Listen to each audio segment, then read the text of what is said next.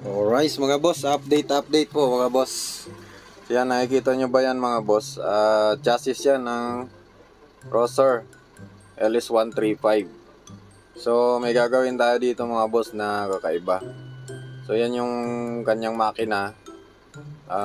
Basag yung ano nyan mga boss, cylinder head.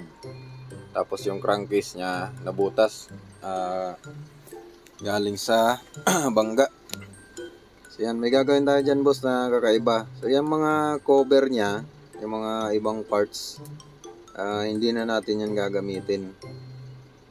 Siguro yung anong gagamitan dyan, tangki lang.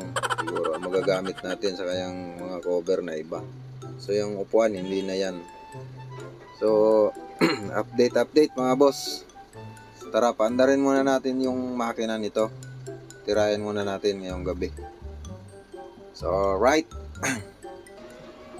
Yan, baklasin muna natin yung makina. So yan, may mga tama siya mga boss na indikasyon na tumama yung valve diyan sa piston. So swerte at hindi pa nabasag yan. Swerte lang. Alright. Yan, pati yung black na wala namang galos. Gano. So makinis pa. Alright. Yan, pansinin yung maigi mga boss. Medyo marupok na yata ito eh. Oh no! Naputol yung isa na rocker arm. Yung dalawa buo pa. Goods na goods pa. Apat pala ang valve nito mga boss, Roser 135. Medyo yung isa pinulikat. Yan.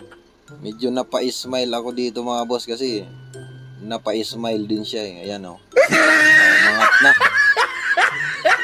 Yan yung tumama dun sa piston mga boss. Yan. Angat din yung tatlo na yan mga boss. Angat din yan. Hindi lang masyado makita kasi gabi na. Pati yung bolt na stud bolt baluktot kaya na loose thread. So update mga boss. Pandarin muna natin ito ngayon.